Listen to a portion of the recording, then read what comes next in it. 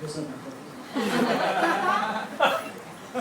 I really wish I talked like that. I love Barry White. Wouldn't that just be great if I could just walk around? You know? I actually don't know what it's saying. Mike got it right. I don't know.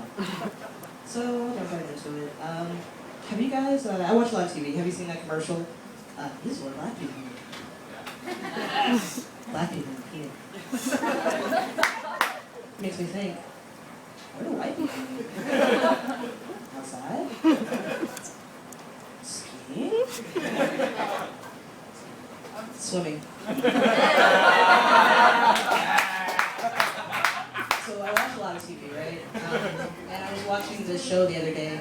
It was a talk show, and the topic was, I didn't know my girlfriend was a prostitute.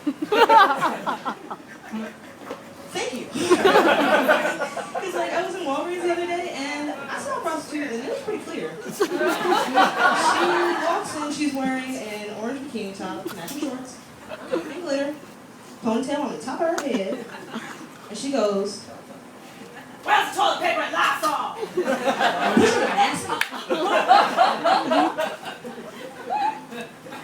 Big messes, I guess. She wants to clean up with toilet paper. And Lysol. I also saw a woman, I was out, and she was talking to me. People fucking love to say whatever the fuck they want to me for whatever goddamn reason. I don't know why.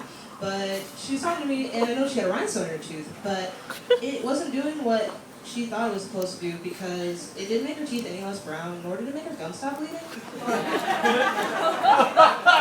Worst part about that, that wasn't a prostitute.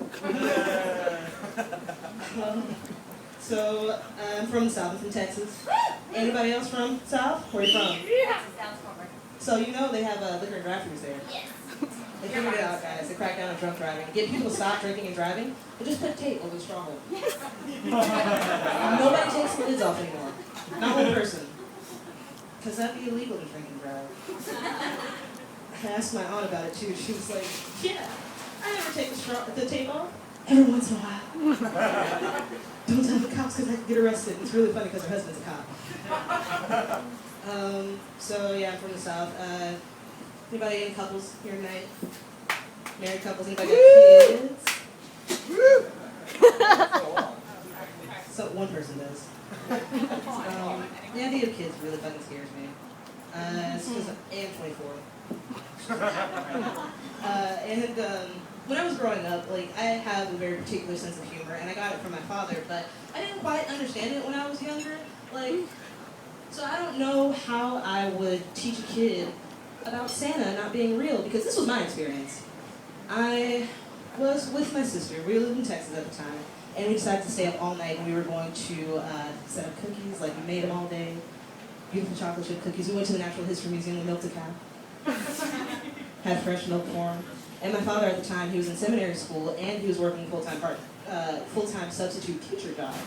So he gets home from his long day of work, sees the setup, looks at us, looks at the cookies, looks at us, looks at the cookies, and he goes, "Ain't no way no white man coming down your chimney to bring you no fucking presents."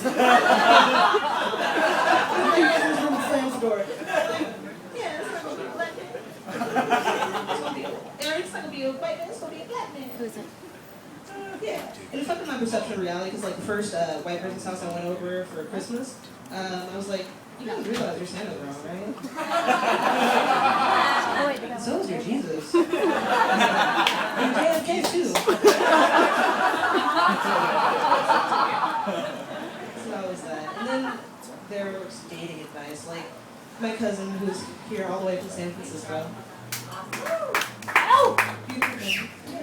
He's got a daughter, and I don't know how I was going to talk to her about dating.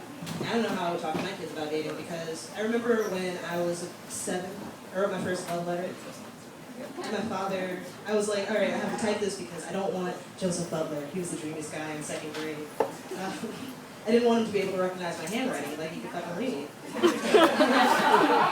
I'm typing it before I go to school, and I'm like, all right, I gotta get this shit done before my dad comes down here and finds out. And of course he catches me right as I'm about to hit print. He's like, "What are you doing?" "Homework." "What the fuck are you doing? It's 7 o'clock, 7:30 in the morning, blah, blah, blah." And so, let me read this shit. He reads it. sitting there sweating bullets. And then he goes, "Don't nobody want a little letter from you?" And he like goes up the stairs, he's like, "Come on, it's time for go to school." And like hauls it up and throws it in the trash. And I was like, alright. So you can imagine that's done wonders for my dating life. For my first living boyfriend, and I wouldn't call him a living boyfriend because we didn't like move out together or anything like that. We fucked and he stayed. So,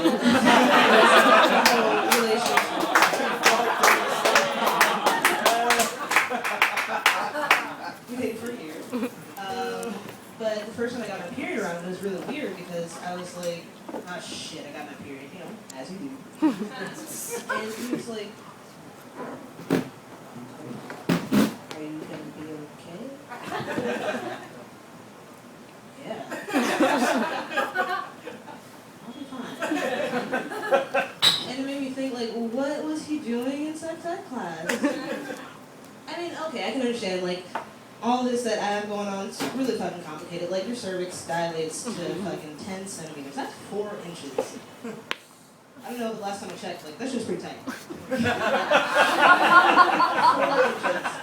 But, you know, I can understand, penis, you know, goes up, goes down, gets shrunk, doesn't work. So that was that. That was my boyfriend in Washington. Fuck Washington. It's really green, it's really pretty, but there are only hippies and rednecks there. I was not expecting that. There's not really an in-between. There's one or the other, and then there was me. I was at Wendy's drive-thru, and I was talking to the girl who worked there. She was like, "Yeah, there's more black people where I'm from." I was like, "Where are you from?" "Alaska." So I moved out to LA after graduating. I don't know what else to say. I ordered pizza once. I had a slice missing.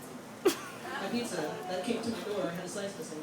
So I called him and I was like, "Hey, there was a slice missing." And he was like, "Well, I didn't eat it."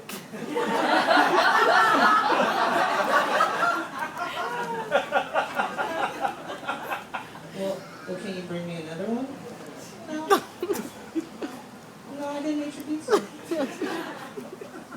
And then I hung up the phone, that was it. I watched a lot of TV, as I said, and I've noticed that Kids Box stopped making CDs. Fucking thank God. And instead, they've just been scoring a lot of different commercials. And the last commercial I saw was for Cuddle Uppets. I watch a lot of cartoons, so I see a lot of kids commercials. And Cuddle Uppets, if you're not familiar, they're blankets that are puppets. And I just thought, doesn't that seem like it's just making pedophilia really easy? It's okay, Johnny. See what's under Uncle Bill's blanket. Alright, that's my time, guys. Thanks.